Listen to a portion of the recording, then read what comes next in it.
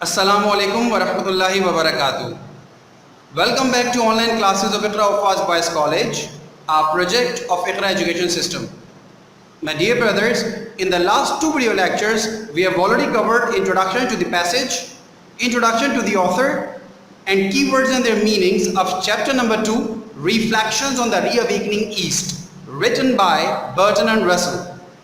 Today in this video lecture, I am going to summarize and explain the topic. You people need to listen to my explanation and summary with concentration and attention so that you will have no problem in understanding this passage. But before going ahead, I would like to give you a very short and brief review. As I told you that the reawakening of the East was a huge movement some 2000 years ago. Power changed hands from East to the West. In the earliest history, the East dominated the world for around 8 centuries. This period is known as Islamic Golden Age. This was the period of cultural, economic and scientific flourishing in the history of Islam. And its supremacy was not only military, but science, philosophy, poetry and the arts all flourished in the Muslim world. It is East, whereas Europe was sunk in the Dark Ages. Russell feels as the East is reawakening, a time may come when East may again take a lead in the world politics. And then I introduced the author of this chapter, Burton and Russell. Let's move on to the summary of this passage. According to Russell, power has never stayed permanently in the world. Initially at the beginning, the East and the Eastern nations had more power than the West. But gradually, the power slipped out of the hand of Eastern nations and went into the hands of the Western countries. The West became all-powerful and the East lost its power. This chapter was written in the year 1954. So Russell is talking about the conditions of year 1954, my dear brothers. When Russell wrote this essay in 1954, he thought that the power was once again passing out from the hands of the West and the East was beginning to reawaken and to gain power. Therefore, what we have learned so far is that power changes from hand to hand, that's for sure. Russell is expressing his thoughts and his opinions as to what the Eastern nations should do on their reawakening. Russell is offering a bunch of advice to the Eastern awakening nations as to what they should do in order to prosper and be successful. First and foremost, Russell advises the Eastern awakening nations not to adopt communism because Russell describes communism as a poison. In the author's view, Russian communism is a great threat to Asia.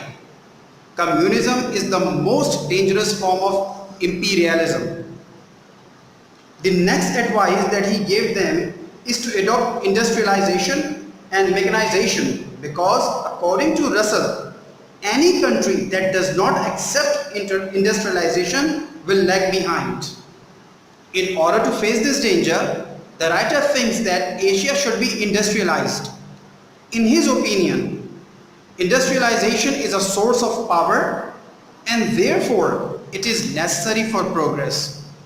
Science and machinery are necessary too for development and progress.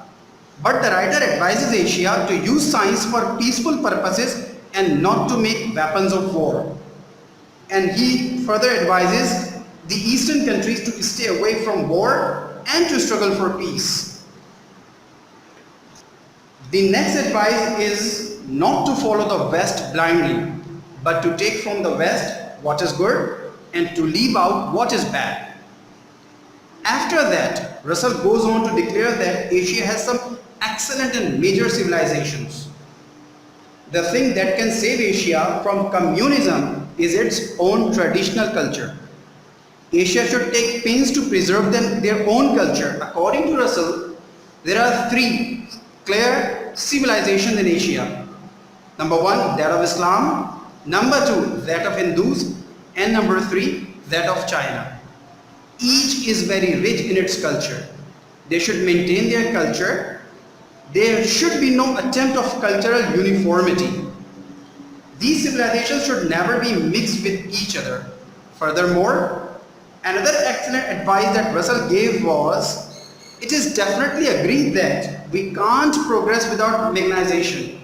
Yet the fact remains that side by side with mechanization, we should not forget poetry, arts, friendship, character building.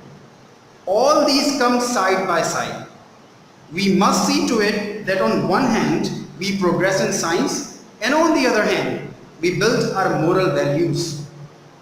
These things are forgotten by communism, as well as those who think themselves to be in the forefront of progress.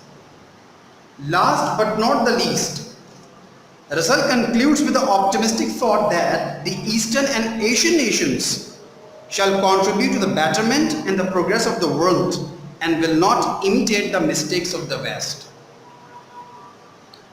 That's all for the summary and explanation, but in the end of this, my dear brothers, I would like to take you through some of the famous quotations by Bertrand Russell. Here you are. Quotation number 1. In the part of this universe that we know, there is a great injustice. Often the good suffers, and often the wicked prospers, and one hardly knows which of those is more annoying. Quotation number 2.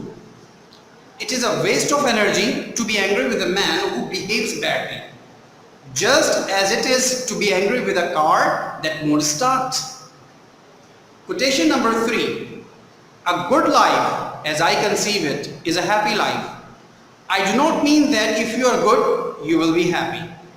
I mean that if you are happy, you will be good. Another quotation by Bertrand Russell. If there were in the world today any large number of people who desired their own happiness more than they desired the unhappiness of others, we could make world a paradise in a few years. One more very famous quotation by Bertrand Russell. It has been said that man is a rational animal. All my life I've been searching for evidence that could support this. Last quotation but not the least one.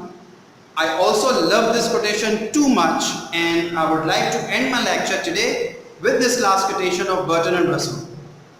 Science may set limits to knowledge, but may not set limits to imagination. My dear brothers, that's the end of video lecture 3 and the end of this chapter number 2, Reflections on the Reawakening East, written by Bertrand Russell. I hope you have clearly understood introduction to the passage, introduction to the author. You must have memorized keywords with their meanings, and you may have understood summary and explanation of this chapter today in this video lecture. We will inshallah meet again soon in the next video lecture. Till then, take very good care of yourselves. Go through the famous quotations by Bertrand Russell one more time, because there is a big lesson to learn from these quotations. See you then. Assalamu alaikum wa rahmatullahi wa barakatuh.